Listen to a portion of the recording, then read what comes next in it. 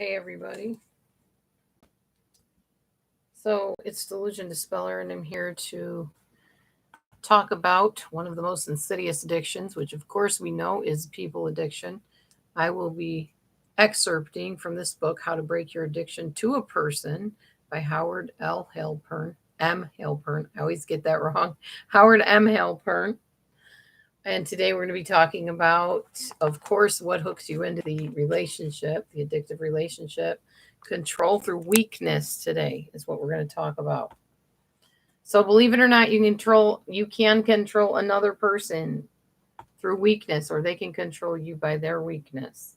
What does this look like? It looks like you being weak and helpless and dependent on another person, or them being weak and helpless and dependent on you, to the point where either one of you feel like you can't leave the person, you can't end things because the other person will fall apart, commit suicide, who knows what.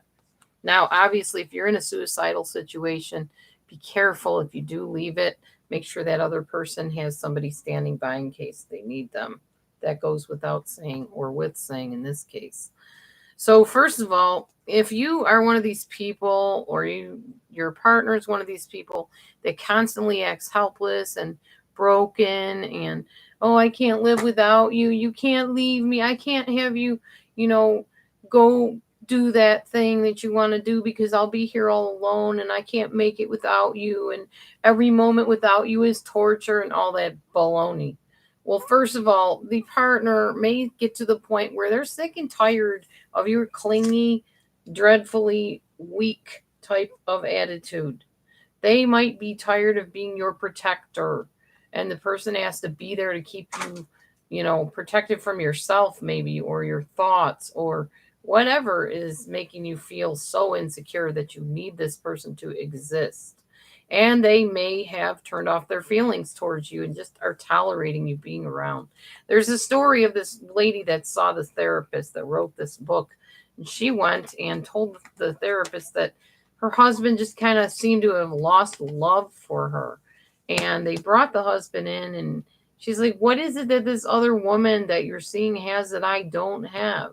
I forgot to tell you, he was having an affair.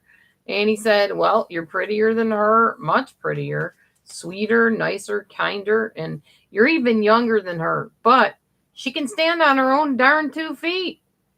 So there you go. The wife was acting helpless in this case, and it was just draining the husband to the point where he went after somebody that was a little bit more independent and able to be, comfortable in her own skin, I guess you could say. So being helpless and dependent, even when it's meeting that attachment hunger need to attach that other person to you, is very costly to even your own self worth, as well as draining the other person, of course. It's another form of controlling a person, although it is very subtle at times. The thing is, are you staying in a relationship because you feel like the other person can't survive without you? And that, you need to know, is a myth. The person can function without your help and support unless they are like quadriplegic or something like that. We're not talking about extreme cases where obviously physically that person needs support. And even in those cases, they don't necessarily need that support from you if the relationship happens to be an unhealthy one. You don't need to stay in it. You need to find somebody to take care of that person. It's not your job. I had this relationship years ago with a mentor where I felt like, oh, this poor lady, we'll call her um, Lucy, okay? Poor Lucy. She can't live without me. I'm there to entertain her. I'm there to provide comfort for her. I'm there to encourage her.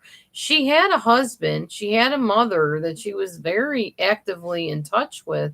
It wasn't my job to try to be there for her every beck and call, to make her happy, to pull her up out of her depression. And it was very draining on me and very frustrating because this person happened to be narcissistic.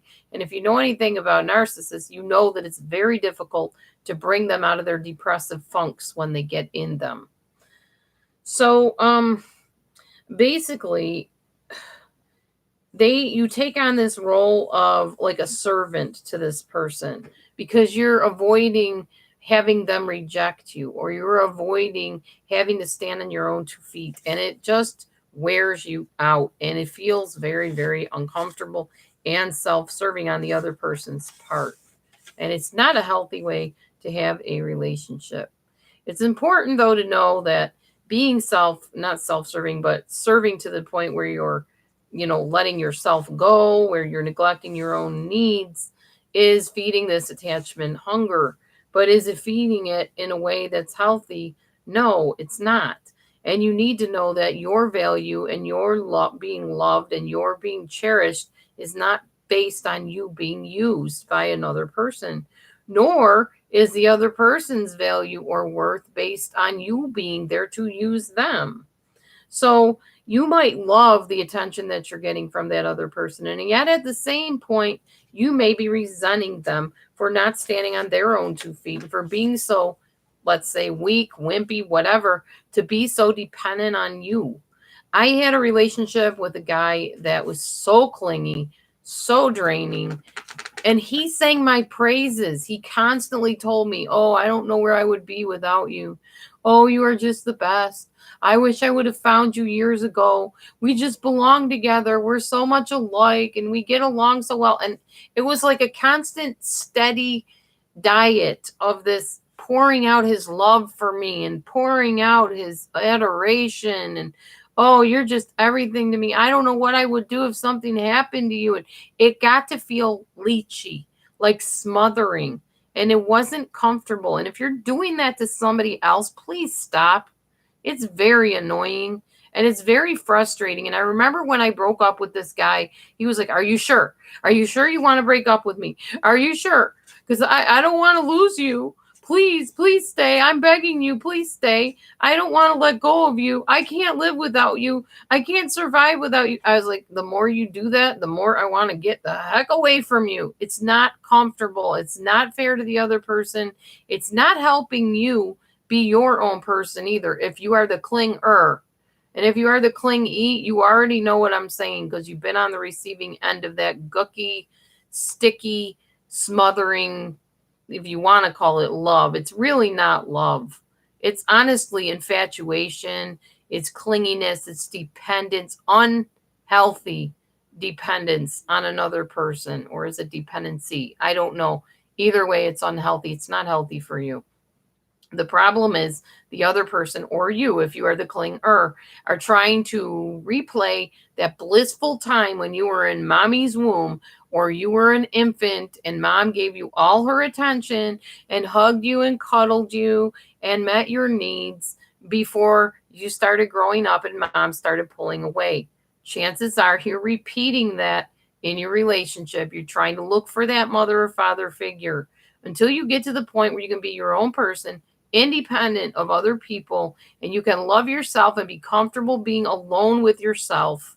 You're never going to be a great partner, a healthy partner, and an autonomous partner for another person. I appreciate you listening to this. This was Controlling Through Weakness. Next time, we'll talk about controlling through guilt. Everybody's been put through guilt trips at one time or another, or at least most people have. Maybe you were the one that was putting people through the guilt trips. I know I have in the past, but I also know what it's like to be the one that's guilted into doing things. That will be our next part of this series. We are on part 9 now. Stay tuned for part 10, where we talk about control through guilt tripping. See you there.